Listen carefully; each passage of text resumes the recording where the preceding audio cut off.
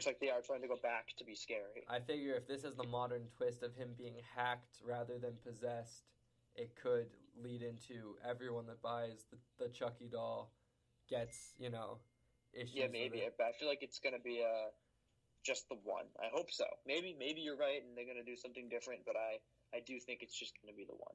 All right. Well, with that being said, do you have any final thoughts on this Child's Play teaser trailer? Just very, very happy that they're. Even though I used to hate remakes, but the more they've been coming out very good. I'm just looking forward to this. It comes out in June, I believe, which is a couple months after Pet Sematary. So let them both get their time to shine. So yeah, looking forward to this. Hopefully, we get a new trailer in a couple months from now. Yeah, like you said, Child's Play comes out June 21st, and yeah, I just want to get the Pet Sematary remake because It's in April. April? Okay. Yeah. Perfect. Well, yeah, horror movies in the spring season looks to be the new fad is when they're remakes of the original or remakes of a book. They seem to be getting the big budget, not the big budget, but the big box office hopes release date. So yeah, like you said, Child's Play comes out on June 21st, and it stars Aubrey Plaza. All right, moving on to a bit of a different thing that we don't usually do. There was a trailer for Catch-22. Now, Catch-22 is a miniseries on Hulu. So yes, it's televised, but we do talk about a lot of Netflix stuff, and so the fact that it's going to be one season unless they force in a second season, which I don't think they will. We consider, I mean, as we say, I forgot to use it in the intro, which is my bad, but we define blockbuster as any movie slash program, I guess, that has that mainstream appeal and typically is based on extensive source material, and it has those trailers that say, oh my god, I have to see this right now. I can't wait any longer. In Catch-22, it has that mainstream appeal. It has that source material. So I'm going to read a little blurb here from Collider. Hulu has released the first Catch-22 trailer for the upcoming limited series adaptation of Joseph Heller's seminal novel. The 6-episode series hails from director and executive producer George Clooney, who also has a supporting role in the cast. He originally took a lead role but recast himself with Kyle Chandler so he could have more time to focus on directing the episodes. Love to hear that. Girls alum Christopher Abbott stars as Yossarian, a U.S. Air Force bombardier in World War II who is furious not only at the enemy who continues to try to kill him, but also at his own army, which regularly puts him in harm's way. Mike, this is my favorite book of all time. I read it in high school, and I am ecstatic for this miniseries. I haven't read Catch-22, but you gotta read it, Mike. I'm very familiar with your love for it and our friends' love for it. Yep. And it does look really, really interesting. I know the plot of the book pretty well, and maybe just watching this miniseries in May will get me to read the book. Finally. Yeah, I've seen the original movie, and it does what it can. But the issue with the original movie is that it's a movie. Catch-22 as a book is so long and has so much going on that a miniseries is the perfect way to tell the story. I assume all of these episodes are going to be around 50 minutes to an hour long.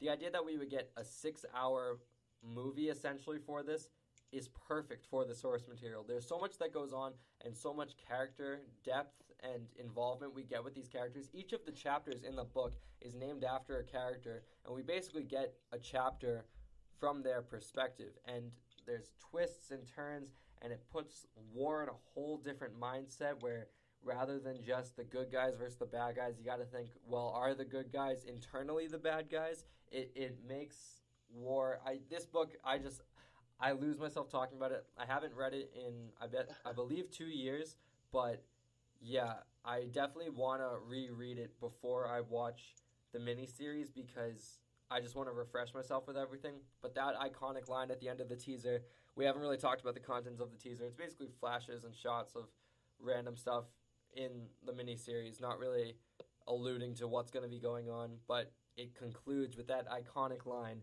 that's some Catch-22. And yeah, Mike, I'm ecstatic. Yeah, I'm really happy for you. I know you guys were talking about a couple years ago how you wanted to make your own Catch-22 movie and how who would you have in it? And I know George Clooney. Who does he play? He plays. He plays Skitsin Komov. It's hard to pronounce the name. Let me get it back up. But yeah. Is he from the book? Yeah, no, he's all the characters that are cast are from the book so far. There's not any original characters that I know of. I hope they don't do that. I prefer adaptations, at least from books, to usually try to keep to the book. Yeah, and the fact that George Clooney is attached just makes me so excited. Clooney's playing Skyskoff. I never was good with the pronunciation, and I mean, it's a book, so you kind of create your own pronunciation. But Kyle Chandler as Colonel Cathcart is amazing. Christopher Abbott, I'm not too familiar with his work, but what I saw from him in the trailer, he seems like he could play a good Yossarian. I went back to my notes, and I looked up my Dreamcast from what was it? January of 2018 was when I made this Dreamcast with my friends, and I had Oscar Isaac playing Yossarian. I had Milo Montenegro. What is it, Milo Montenegro? Or I don't even think he's in the cast yet, and he better be in the cast because Milo's a huge character. But Milo, played by Peter Baelish from Game of Thrones. I had Colonel Cathcart as George Clooney and Colonel Korn as Woody Harrelson. The College Tent People, which is a comedic chapter, I had Zac Efron, Dave Franco, Seth Rogen, and Andy Samberg. I hope somehow they could get at least two of those actors to fulfill those roles because that would be amazing. If you read the chapter, you know exactly what I'm talking about, and they would fill it wonderfully. I could go on and on, Mike, with my excitement for this. When I was reading it, it was before this was announced. This miniseries was officially announced, I believe, at the end of my AP Lit term, I think. Yeah, I remember telling you about it. Yeah, so ever since it was announced, I was stoked, and then the fact that it's official now. It wasn't just an idea in development hell. Like, we are getting this. We're getting this on May 17th, all of it in its entirety. It's enough to get a Hulu subscription, 100%. Definitely. I haven't used Hulu in a little bit. This is probably going to be something I'm really looking forward to. Absolutely. And like I said, Catch-22 comes out May 17th. It stars the likes of Kyle Chandler, Christopher Abbott, and George Clooney. And yeah, make sure you watch it. All right, we're going to move on to a big, strange story we have right now. Is Aquaman getting a Trench spinoff? Let me read real quick. This comes from The Hollywood Reporter. Aquaman is Warner Brothers' highest-grossing DC film to date, a level of success that few saw coming. On Friday, Heat Vision broke the news that Warner Brothers has hired screenwriters Noah Gardner and Aidan Fitzgerald to pen The Trench, a film based on those menacing, sharp-toothed sea creatures that Aquaman and Mera fought on their way down to the center of the earth. Mike, based on your reaction alone, what do you have to say? Bad. Oh no. No good. It gets what are they doing? It gets the dreaded bad from Mike. What are they doing?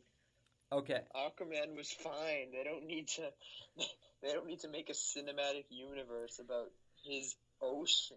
I will say this. The trench scene is one of my favorite scenes in Aquaman, and I love that movie. However, I do not understand, after all these years of trial and error and error and error and error from Warner Brothers with their DC projects, why do they get so fixated on these little things? We saw it with we're getting a Birds of Prey movie, which should have just been Suicide Squad 2. Yeah. We were rumored to get a Deadshot movie because people liked Will Smith. We were rumored to get a Joker movie with Jared Leto because people were intrigued by his performance. Like you said, why can't we just stick to what they come from? It's ridiculous. It's not really. I don't know why would they do that? Like, I don't understand. Like, what they'd follow. Like, would it just be talking trench people? Like, I think if you focus on like one fisherman or a group of fishermen that get attacked, it would be cool, maybe, if you do it right. But this idea, based on their track record, even if this was a super cool concept, even if this gets made and it's a hit, people right now will say, based on their track record of developing movies that don't need to be made, people will just say, what are you doing? The fact that this movie is in development before a Man of Steel 2, can someone tell me why one of the tribes from Aquaman is in development right now for their own solo movie over Superman 2? Superman, one of the tribes that doesn't speak. Oh my god! This is kind of like the Aunt May Spider-Man Sony verse movie. Yes, exactly. That I was gonna make that comparison, and I'm glad you did. It's very similar to that. It's movies that are just, but the difference there is Sony only has Spider-Man. Like Spider-Man? Sony only has Spider-Man, so Sony can only work with Spider-Man stuff. Warner Brothers has every single DC property, a luxury that Marvel has not had for the past 2 decades. We are only now just in the process of getting X-Men and the Fantastic Four in the MCU, and Spider-Man is not even officially in the MCU yet. So you have all your properties: Superman, Green Lantern, Batman, Wonder Woman, Flash, Aquaman, Cyborg, the Teen Titans, all this cool stuff. And what attracts you? Oh, let's do a Birds of Prey movie with Black Canary, Huntress, and Harley Quinn. Let's do a Deadshot movie. Let's do an Alfred miniseries on Epix. Let's do a Trench movie. Like, why? It's like they did like a focus group, asked them what your favorite scene from Aquaman was. They said the Trench movie, and they're like, the Trench scene. Now they're gonna make a trench movie. Yeah, it's like, just, I really hope this doesn't happen. It would just be laughable. I hope so too, because I'm just like, DC, I'm on your side right now. Aquaman I loved, and Shazam looks great. Let's stick to what's working. You know? Yeah, Shazam looks very good. I hope Shazam is good. I think it could do even better than Aquaman. Yeah, we'll see about that. But like, yeah, I'm very excited for Shazam. I think it could. Let's leave it at Shazam for now. Warner Brothers, please, we're begging you. All right, with that being said, we're going to move on to our BAFTA recap. The BAFTA are the British Movie Awards, but they kind of encompass all movies. We're not going to spend too much time on this because, you know, the main thing is the Oscars, but we're going to see if any of the stuff will, you know, predict what's going to happen at the Oscars. Roma won Best Film. Outstanding debut by British writer Michael Pearce for Beast. Documentary Free Solo. Animated film Into the Spider-Verse. Director Alfonso Cuarón for Roma. Original screenplay The Favorite. Adapted screenplay Black Klansman. Leading actress Olivia Colman The Favorite. Leading actor Rami Malek Bohemian Rhapsody. Supporting actress Rachel Weisz The Favorite. Supporting actor Mahershala Ali for Green Book. Original music, A Star Is Born. So, Mike, after me reading you just some of the many awards from the BAFTA Awards, what do you have to say?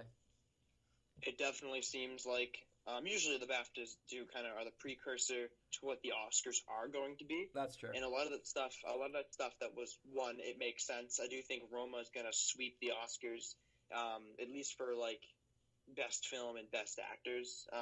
Not best actor, best supporting actress, because I don't really think it was nominated for that, but I do think Roma's going to win a lot, and I do think The Favorite's probably going to win costume design because their costumes are very elegant and stuff like that.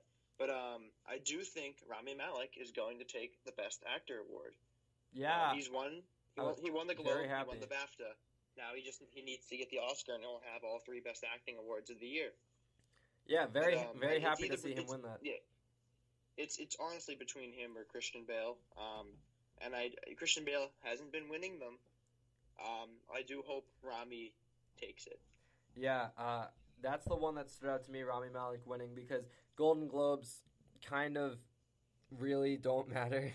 But BAFTAs, like you said, they're the precursor to the Oscars, so if Rami secures this one, I believe he's going to secure